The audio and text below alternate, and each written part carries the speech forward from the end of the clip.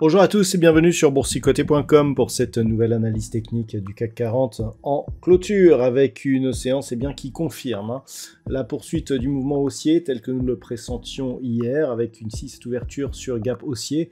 Alors on a bien été aidé par la hausse des marchés américains qui ont suivi le titre Nvidia qui a dévoilé des résultats stratosphériques.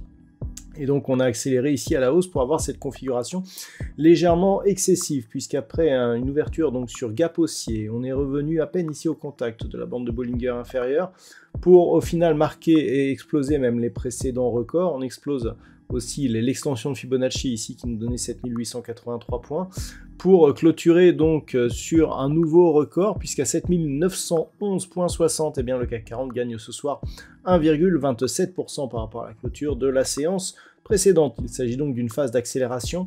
On avait ici un gap qui avait permis de sortir de la phase de consolidation horizontale. On a un gap de continuité, pour l'instant pas de trace d'essoufflement et donc on pourrait bien continuer à monter suite à cette impulsion. Au niveau des indicateurs techniques, c'est haussier, les histogrammes du MACD sont sur une évolution positive, le RSI rentre ici en zone de surachat, on a un petit excès très court terme sur le RSI et une hausse des volumes, donc tout va plutôt dans le sens d'une possible poursuite du mouvement. Au niveau du palmarès des valeurs, bien entendu, on a de belles hausses aujourd'hui, à commencer par STMicroelectronics, donc qui est dans le sillage un petit peu des techs américaines et donc d'NVIDIA, puisque c'est le même secteur d'activité, gagne 2,95%.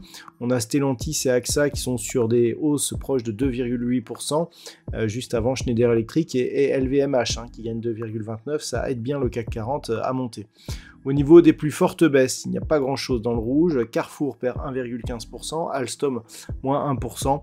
Derrière, Orange, Unibail, Rodamco ou Thales sont sur des baisses proches de 0,5%. Donc on le voit, un marché résolument haussier, ce qui tranche un petit peu avec les statistiques qui laissaient entrevoir une possibilité de consolidation. Bon, comme je l'ai dit hier, ce ne sont que des statistiques, ça dégage des probabilités, les probabilités ne sont pas toujours suivies, c'est d'ailleurs, je dirais, le mode de fonctionnement de ces éléments statistiques. Donc clairement, d'un point de vue technique, ce que l'on a, c'est une poursuite.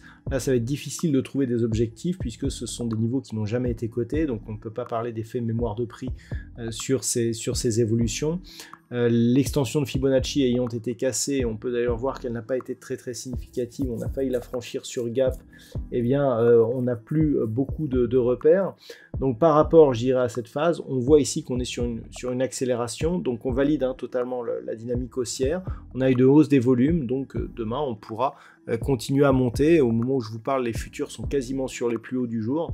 Donc clairement, on est pour l'instant, en tout cas, dans le suivi de cette dynamique. Une phase de consolidation pourrait se mettre en place, auquel cas on observerait ici un éventuel comblement de ce gap avec un retour possible ici sur cette zone de point haut qui pourrait devenir support à 7821,93.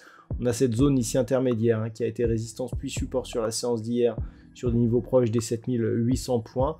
En dessous, ce sont des niveaux, donc on commencerait à avoir de gros niveaux d'affaiblissement sous 7692 points. Donc on est plus de 200 points au-dessus.